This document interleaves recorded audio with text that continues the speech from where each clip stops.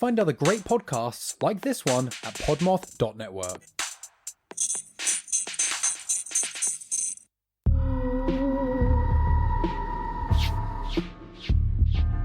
Do you love unraveling a good old-fashioned whodunit? Oh, honey, me too. I'm Alicia, armchair detective and host of Dead On, a true crime podcast. Join me every Friday. We'll dive into a case that scratches your itch for true crime, dark history, and mystery. Streaming now, everywhere you love to listen.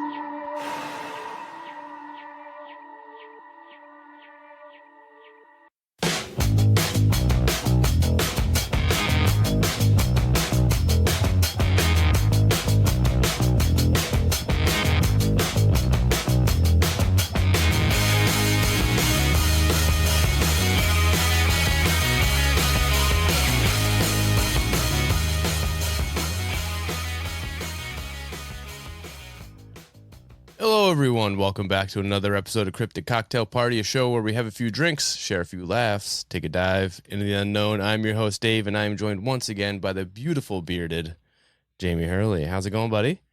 Oh, you're too kind to me. I'm doing all right, brother. You know, you look just as good as the last time I saw you, so you know. I think I actually trimmed up my beard since the last time I saw it, or Allie did it for me. Like she had to groom a German Shepherd or something like that. Because I basically look like a feral animal. She had to get all the loose hair out for your summer coat, so that way you're not. Yeah, exactly. That's what I know. She really has to, because I have no idea what I'm supposed to do with long hair. So, just like, you know, I think it's learning. Mostly just don't wash it every day, and then that's one of the tricks. Cut the dead ends off. I think that's really all it is. But your hair is also super curly, so I don't know. Oh yeah, I get the sideburn curls from the like Hasidic Jews have in like in New York? The Hasidic Jews have that. They can't do that. It's like my whole head of hair like 30 minutes after a shower. So it's like I got time to try to make that appearance work for something. That's fair. You have a very limited window to present yourself. Yeah, the humidity up here is just like, you know, walking into a wet fart, which I'm like, why are all these long-haired people concerned about humidity? And then you figured it out. Now being one of them, I'm like, okay, yep, I get it. Well, you can't have those flyaways, you know, you got to look on point all the time. Yeah, I want to punch myself in the face every time I'm riding in a car with the windows down and I don't have like a hair tie. Like my hair's up in a hair clip. I use the clips like a sumo wrestler, you know, like it almost goes over the top. Yeah, so you got like a top knot thing going on. Yeah, so good. You like, wear it well. It's like, hey, you know. Well, who's the guy from Street Fighter? Fucking E Honda. Yeah, there you go. My favorite character to play. Is it? Yeah, that was I made money off of E Honda. Damn. All right. So Jamie, I remember I texted you yesterday to record this episode, and the last time you were on, I believe we talked about the Hat Man, which was kind of not really anything. I mean, it's something, but it's not like a tangible cryptid or something like that. And I told you that today we were going to be talking about good old warm-blooded, salt of the earth American cryptids. I love it. I lied. God, you tricked me.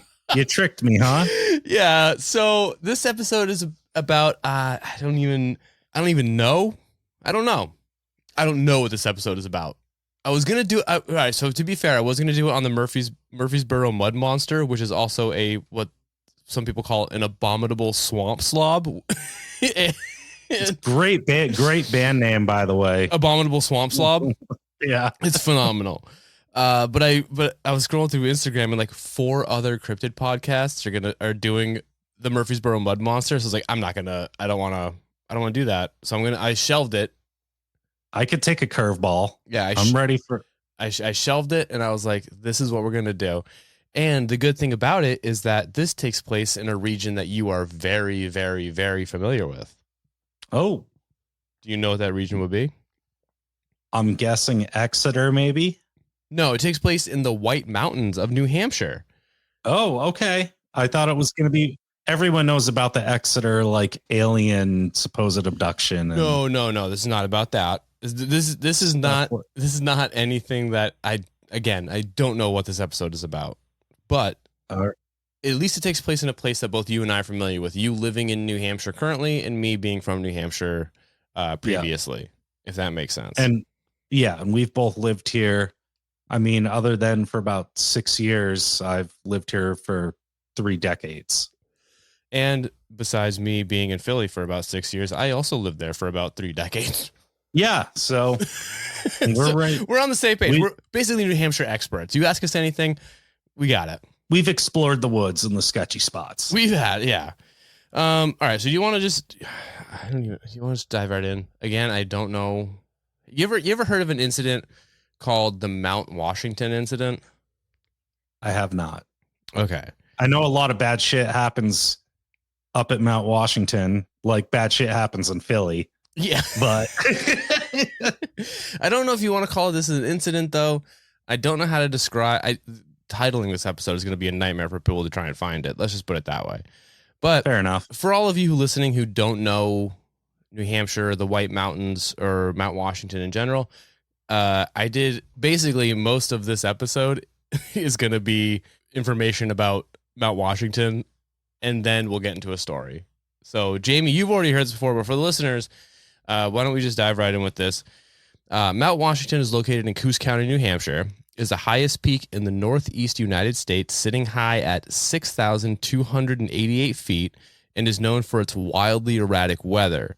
It once held the world record for highest winds, recorded at 231 miles per hour from the years 1934 until 1996, but still holds the world record for the highest winds not associated with a tornado or a cyclone.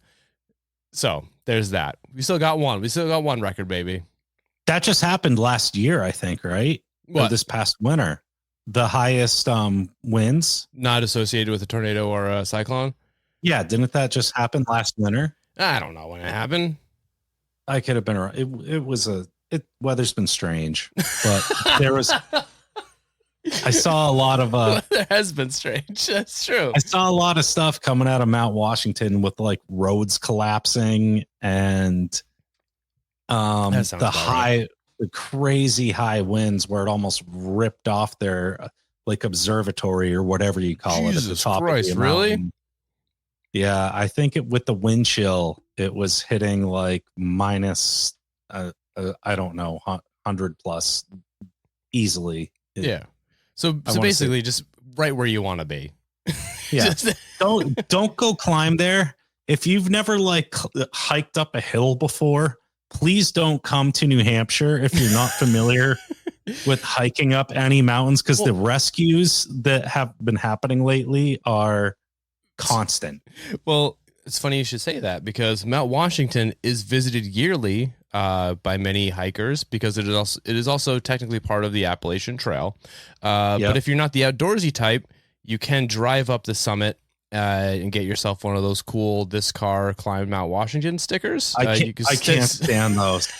I can't stand it. It's like, oh, good for you. It's like I'll get a bumper sticker that says I sat in Boston traffic for 2 hours today. Not gonna lie, I would buy that fucking sticker. That's good. Now, Jamie, we are saying that you should, if you're inexperienced, don't just go. No, don't. But you can definitely drive up. But there's also, that's on the east side, but on the west side of the mountain, there is a train that also brings you up to the top. I don't know. Yep. I don't know if you can get a sticker that says "This train climbed Mount Washington," because that would be insane. Maybe if you get a train, if you had to buy a train, there's some rich motherfuckers out there. You might have a train. The train is also controlled by a Logitech controller. Definitely. Now, the mountain That's how I break it up. The mountain does have breathtaking views, beautiful trails, and sits mostly in the White Mountain National Forest, which, if you haven't been to, I do highly suggest going to the White Mountain Forest. It's very pretty. It's got a lot of good lakes, trails, hiking, things like that. You can go camping there. But what if I told you, Jamie, that Mount Washington may be home to something a little more sinister? I hope it is. And I hope it scares the shit out of the tourists. So, well, Coos County is home to the Woods Devil, but that's not what we're going to be talking about today. The Woods Devil is just a skinny Bigfoot, if you're wondering what it is. That's all it is. So yeah, whatever scares off the tourists, from coming up from everywhere, because I mean, not trying to sound like that guy. So along the trails through the White Mountains and leading to the summit of Mount Washington, the Appalachian Mountain Club, which is the oldest outdoor group in the United States, being formed in 1876 to help explore and preserve the White Mountains, but it eventually expanded across the Northeast from Maine to D.C. and now sports over 275,000 members. They've set up what are now known as high huts with a total of 8 of these huts across the White Mountains. These huts offer shelter and bedding for overnight hikers, warm cooked meals made by the AMC members, as well as offering information on trails, trail safety, local wildlife and fauna. You can also purchase some supplies through them also. With these services, they're only being offered during the on-season from June to September, with the hut being boarded up and locked during the fall through spring months, with only the hut cellar being left open during the winter in case of emergencies. Which makes sense if you're trying to hike. Oh, for sure. If you're trying to hike in the White Mountains during the winter, first of all, you're an idiot. Second of all, it is good to have some place where you can kind of dive into to like not die from the 273 mile per hour winds. Oh, for real. It's like, I know way too many people that I'm sure you've heard of like the 4,000 footer club in New Hampshire. Yeah. Where you hike all the 4,000 foot plus mountains, and it's a couple dozen. I can't remember the exact number, but I know way too many people that have done that. And I'm like, awesome, but why? Well, like, you know Luke, right? Luke Ferry? Yeah. Oh, yeah. So yeah. Luke hikes the Appalachian Trail. He's done it a few times. Yeah. And the story we're actually talking about, he's very familiar with it. And he has stayed in the place where what we're going to talk about has happened. And that's awesome. Yeah. Because I trust what Luke has to say. It's a weird story, but we'll get into it. Now, I know this sounds like a pretty nice stay. It's got all these amenities and all, warm cooked meals, all this stuff. But it's not quite that great. It's definitely not like a Michelin star, 4-star rest like hotel. You know what I mean? I'm assuming you're in a shack and just getting it's not that bad. With like a hot plate. It sleeps 90 people, I think. I thought it was like literally just a couple. No, it's pretty big. I think it sleeps 90. Then there's different rooms that have different occupancy, like gotcha allowances. I don't know, but anyway, but there's running water, but it's freezing cold. There's no heat, no electricity, no Wi-Fi. Again, I don't know what the bathroom situation is like, so I don't know if it's like you're just shitting in a hole, or if it's a like flushable situation. But anyways, so basically, if you're listening to this and you're thinking about going up there and you're looking for like a glamping trip to the White Mountains, don't do it. Yeah, it's not going to be that. Don't do it. It's like you're just going to end up costing hundreds of thousands of dollars in resources to save your ass. Like people hike up Mount Major and need to get rescued. Yes, and that's wild. It's so crazy. Mount Major's hands down the easiest, or Blue Job. If anyone's ever had to get rescued off Blue Job, I would fight them. I almost got lost on Blue Job. Oh my God, dude. It's literally a hill. There's nothing there. No, they started doing logging years ago. And I went up there with Allie because they're cutting it out, doing whatever to it. And we thought we were on the regular trail, but everything was washed out or flooded, so we ended up going up the logging trail. Okay. And I had Alfie with me, and when we came back down, we literally were just cut off by so much flooding and other stuff. And the funny thing was that Alfie was trying to guide us in the right direction the whole time. Yeah. And I was just like, no, why are you pulling that way? Like, let's go. Like, see, this is we're why going over here. Trust animal instincts. They know what they're fucking talking about. They know what's up. Yeah. So this was kind of a lot of information and a lot of backstory, but it's kind of necessary. Maybe not. I don't know. No, I think it is. People that have never experienced, the White Mountains and stuff. And if you've lived in major cities your whole life, you've never experienced woods like this before. And also, at least this way, you can say you actually learned something from this podcast. So when you listen to it, like you gained knowledge that's not just about fucking like a cryptid. Like you gained useful knowledge, not weird not shit. A moth that has like 6 legs and 4 heads that ate a guy once. It's like, it's not. It could be just as dangerous if you decide to go up Mount Washington, don't know what you're doing. Yeah. You get stuck. Even if a road goes out, they're not going to get there that quick to fix it. It's going to be a nightmare. But I told you all this because our story today takes place in one of those Appalachian Mountain Club huts known as Lake of the Clouds. Now, when the open season is about to begin, a member of the Appalachian Mountain Club is tasked with taking a solo hike up to the hut with nothing more than just the hiking gear and a 2-way radio. His job is to assess any winter damage and then radio back for any supplies, tools, whatever he needs to make the necessary repairs and open the hut to the public. Now, one year, this job was tasked to an experienced mountaineer known only as George. Oh, yeah, we're getting into the story now. This is the story. I'm liking it. A lot of those people only have one name. Yeah, well, I think this is like a to protect his identity type deal. I really don't know. But I don't know. But George packed his gear and left the rest of the crew at the Pinkham Notch base as he headed up the then still snow-covered trails up the mountain. Around midday, the men at the base camp radioed to George, checking in to see if he made it there in one piece, but got no response. This didn't really worry the men, as George was well experienced, and they figured that he probably was just taking a rest or out checking on some other stuff near the cabin, making sure that he was doing a full investigation of what needed to be done before they could open it. It wasn't until around 8 p.m.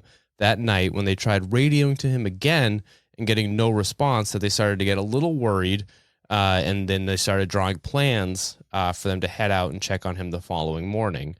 Early the next morning, some of the men gathered their gear and supplies and started off on their journey, while others stayed behind in case of an emergency.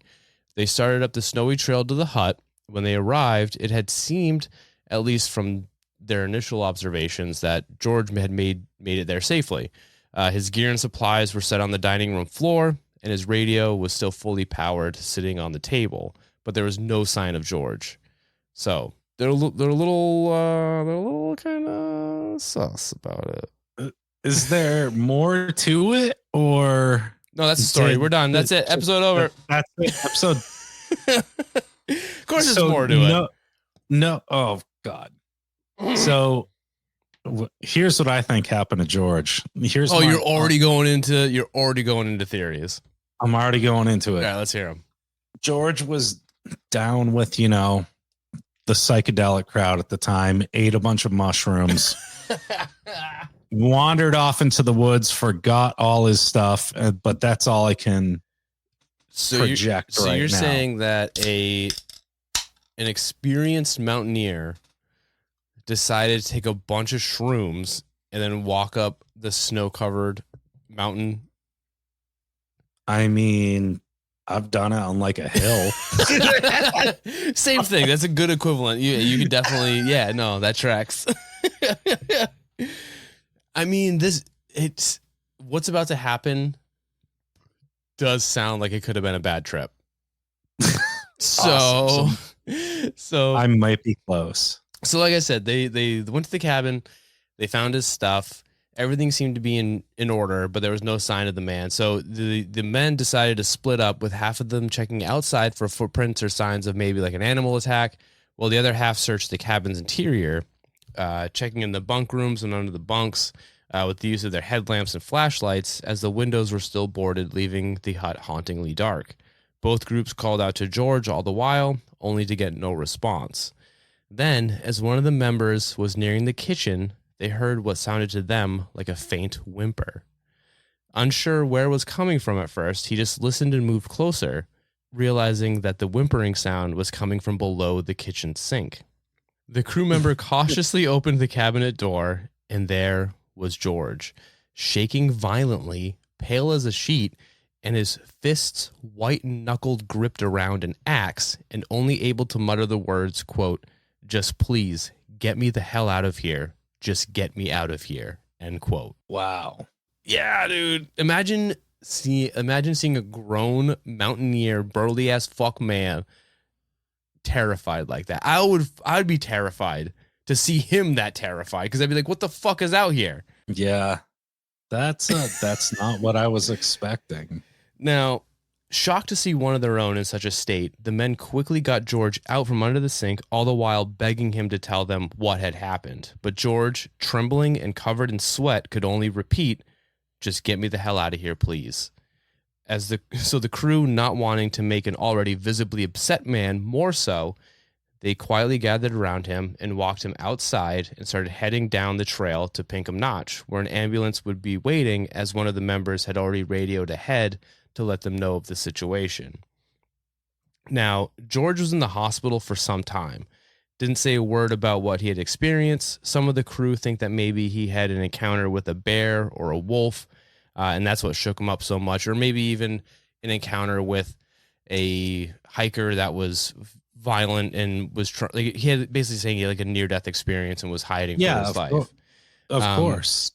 But according to them, he was also one of the bravest and flappable men they've ever met. And for them to see him like this was very unnerving. But after some time in the hospital, he decided to finally open up about what had happened. So this is his story. So what do you got? Yeah. What's your theory now? No, I don't know. I'm just waiting to see what happens, because I feel like you painted a good picture. And I'm just going to let you go. All right. I'm not going to say anything. His story goes that after his hike up the trail to the Lakes of the Clouds hut, he was suddenly and extremely overcome with exhaustion and hunger. He unlocked the padlocked door that led straight into the dining room and quickly sat down on one of the benches to rest a bit and take an assessment of his food supply before he was going to radio back to the base. But before he could, he was suddenly overcome by this feeling that he wasn't alone inside the cabin, and that who or whatever it was standing right behind him, almost reaching out for him. George shot up from his chair, spun around, ready to face whoever was trespassing in the cabin and give him a piece of his mind, but there was no one there. He surveyed the hall, narrowing his eyes to adjust to the darkened hut in hopes of catching a glimpse of whoever may be in there with him, but he was completely alone. But he still had that feeling that he just wasn't alone, and that's when he saw it. A face pressed against one of the dining hall's windows, its features distorted, grotesque, and contorted. George gasped, stumbled back, and then the real horror set in as he realized that what he was seeing should be impossible, as the windows were still boarded up from the outside. Okay. Backing away slowly, trying to regain some semblance of self-control, it's then he noticed that more and more faces started to appear in the window. And not just the one, but all of the windows, as if he's completely surrounded by an army of horrifying ghouls laying siege to the hut. Staring in horror, George watched as the faces seemed to melt through the glass and come into the room, glaring at him with faces of malice, contempt, and hatred. It was then that George either passed out or experienced something so horrible and horrifying that he's blacked it out completely. But after this, his next memory is that of being found by his comrades in the Appalachian Mountain Club, escorting him out from under the sink. God. Wow. But 100% this dude smoked salvia. 100%. Like, that's what I'm going with. Well, at first when I was reading this, when I started reading the story, I was like, when he turned around, I was like, oh, he just caught his own reflection. Like oh yeah. Dude, that's how I've never done salvia. I've known a lot of people who have, and they've had terrible times. And that sounds exactly like what happens.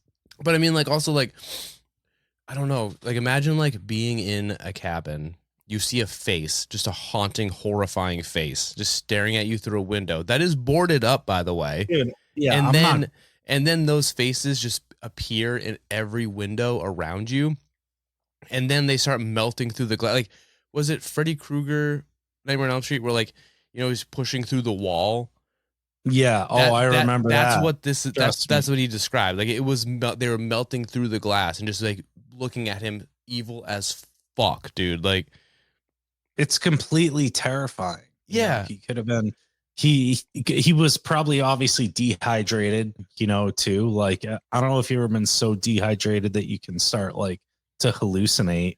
Yeah. I don't know if I've ever done that. We're to the point where I thought faces were coming through a fucking window at me. Yeah. I mean, you never know.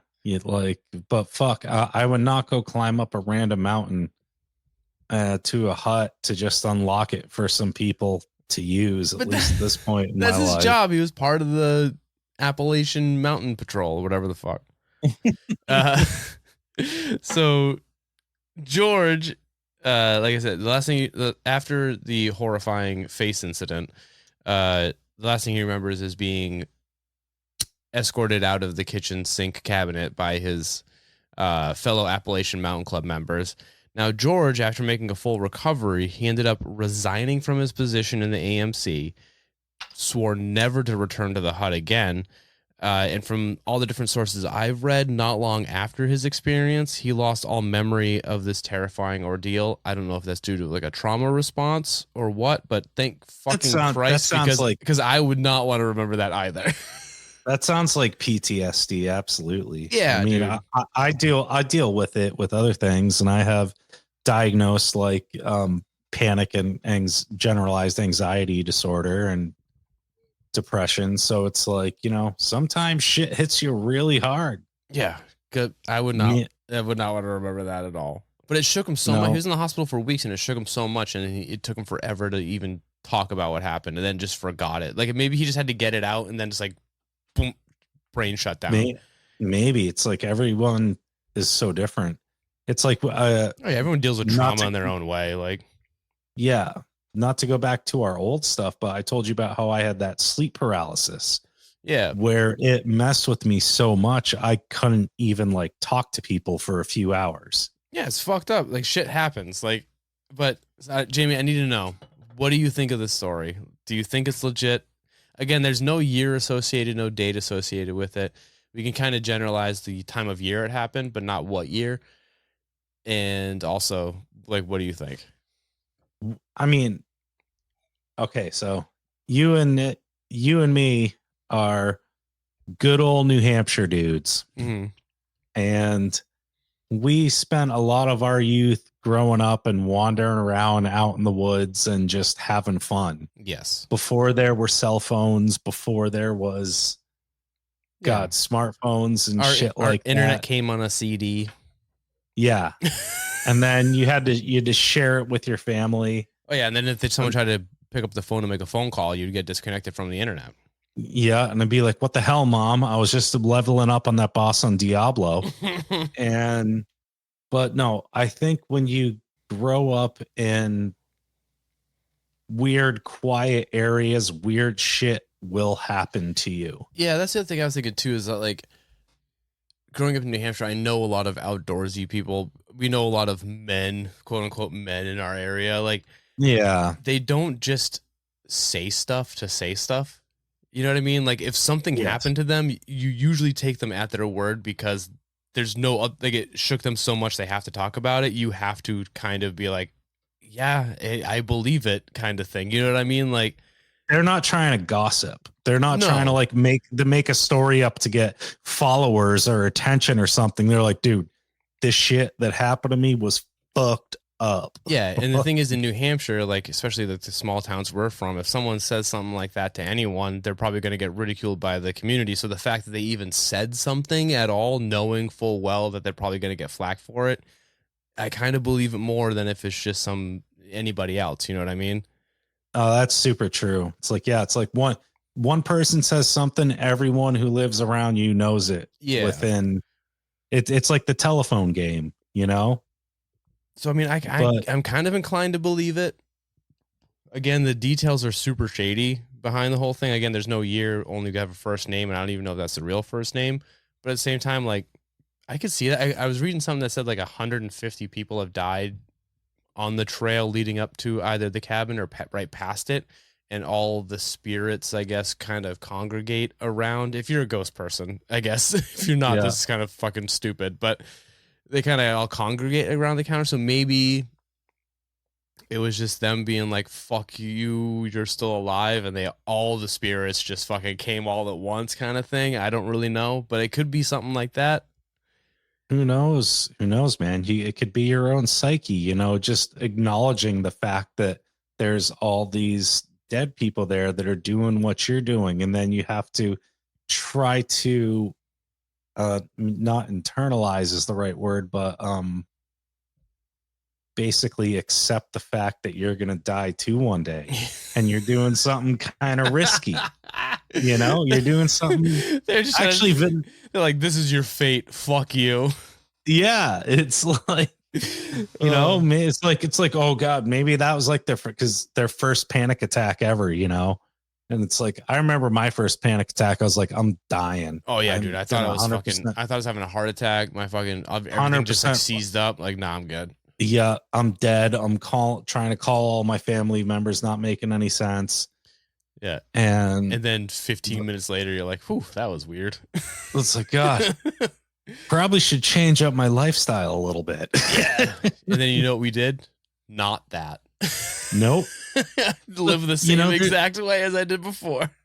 There's extremes with everything, whether there's extremes with hiking, there's extremes with music, there's extremes with, drugs or alcohol. Like, I feel like everyone is almost kind of fiending for something in some way. But what does that have to do with ghosts?